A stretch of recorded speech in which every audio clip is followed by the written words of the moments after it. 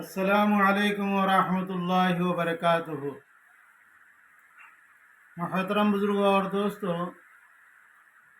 اللہ کے رسول صلی اللہ علیہ وسلم سے عشق کرنے والے، پیار اور محبت کے کرنے والے ہزاروں نہیں لاکھوں اور کروڑوں آئے۔ ان میں سے ایک ہے امام زغب یمنی رحمۃ اللہ علیہ۔ امام زغب یمنی رحمۃ اللہ علیہ فرماتے ہیں کہ میں ایک مرتبہ حج کو گیا، حج سے فارغ ہو کر مدینہ طیبہ میں نے حاضری دی، اور اس کے بعد روضہ اقدس پر میں زیارت کے لیے حاضر ہوا۔ امام زغب یمنی رحمۃ اللہ علیہ اللہ کے رسول صلی اللہ علیہ وسلم کے روضہ اقدس کے اوپر کھڑے ہو کر آپ کی شان میں آپ نے بہت ہی خوبصورت، بہت ہی درد بھرے انداز میں نبی کے عشق اور محبت میں آپ نے بہت ہی خوبصورت نعت شریف پڑھی۔ امام زغب یمنی رحمۃ اللہ علیہ جب یہ نعت شریف پڑھ رہے تھے تو وہاں پر ایک شخص تھا، آپ کی نعت شریف جیسی ہی ختم ہوئی وہ آپ کے نزدیک آیا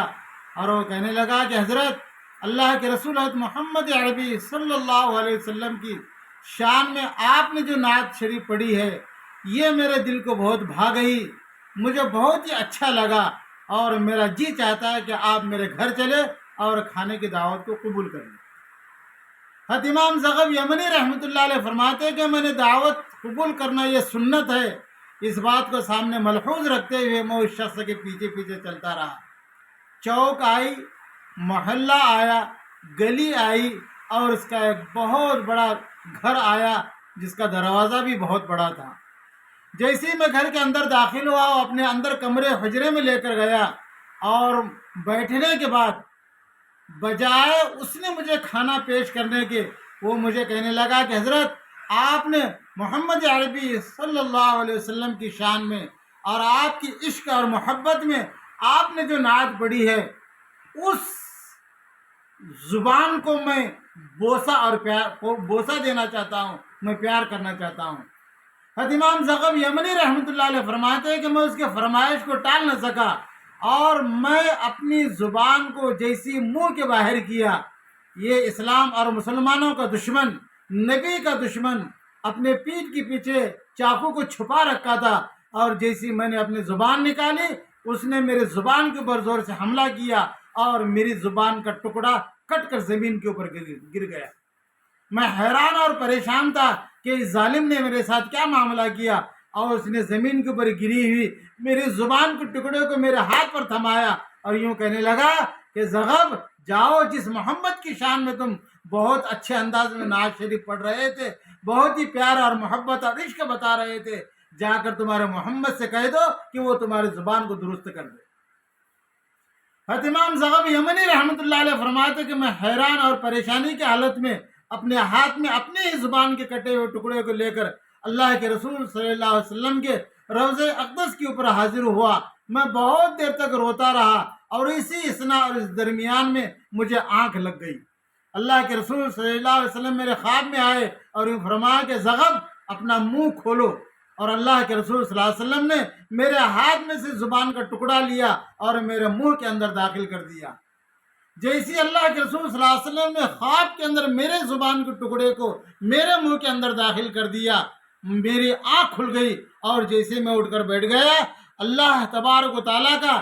یہ معجزہ تھا، اور اللہ کے رسول صلی اللہ علیہ وسلم کی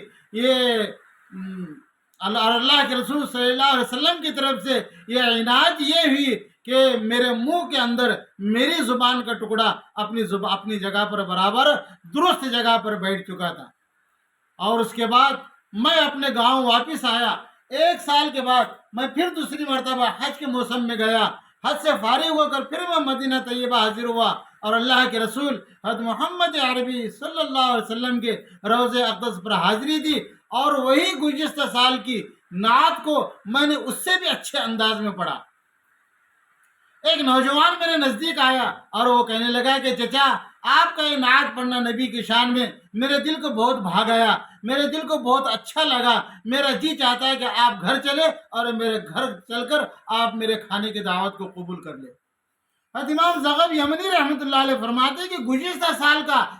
سارا منظر میرے سامنے گھومنے لگا کہ یہ تو نوجوان ہے، لیکن گزشتہ سال ایک آدھیڑ عمر شخص نے مجھے نعت شریف کے پسند آنے کے اوپر گھر لے گیا اور میری زبان کو کاٹ دیا تھا۔ مجھے ڈر لگنے لگا، لیکن میں نے اللہ کے رسول صلی اللہ علیہ وسلم کی اس سنت کو سامنے رکھ کر کے دعوت کو قبول کرنا سنت ہے، میں نے اس نوجوان کی دعوت کو قبول کر لیا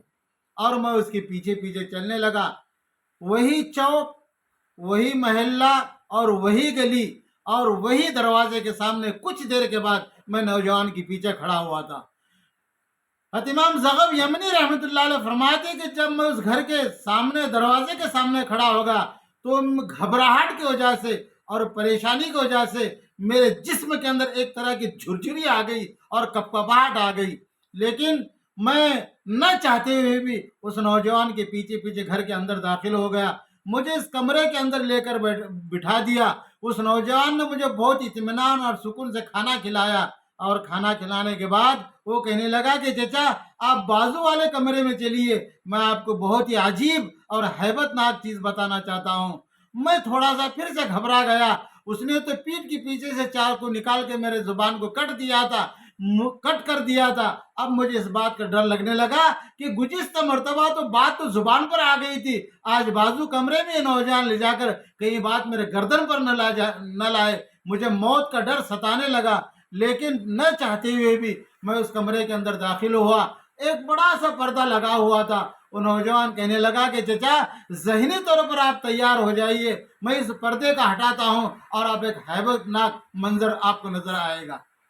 میں جیسے اس کی طرف متوجہ ہوا، اس نوجوان نے اپنے گھر کے پردے کو جیسے ہٹایا، میں نے ایک شخص کو دیکھا جو گردن سے نیچے تو انسان کا پورا بدن تھا، لیکن سر اور اس کا منہ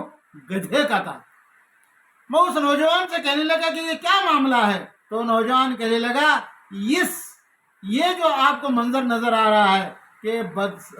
گردن کے نیچے یہ تو جو ہے انسان کا بدن اور جسم ہے، اور اس شخص کا منہ گدھے کا ہے اور سر بھی گدھے کا ہے۔ کہنے لگا کہ چچا جان یہ وہی میرا باپ ہے جس نے گزشتہ سال آپ کو روزہ اقدس سے نکال کر گھر پر دعوت دی اور دھوکہ دے کر آپ کی زبان کو کاٹ دیا تھا۔ آپ کی زبان کٹ گئی، لیکن اللہ کے رسول صلی اللہ علیہ وسلم کی عنایت سے اور اللہ تبارک و تعالیٰ کی مہربانی سے آپ کی زبان پھر سے درست ہو گئی، لیکن اللہ تبارک و تعالیٰ نے اس کے بعد میرے باپ کی پکڑ کر لی اور میرے باپ کا سر اور منہ گدھے کا بنا دیا، جو آپ اس وقت دیکھ رہے ہیں۔ امام زغب یمنی رحمۃ اللہ علیہ فرماتے ہیں میں اس نوجوان کے لیے اور اس کے باپ کے لیے توبہ اور مغفرت کی دعائیں کرتے ہوئے میں گھر کے باہر نکلا اور میں اپنے شہر پھر واپس آ گیا۔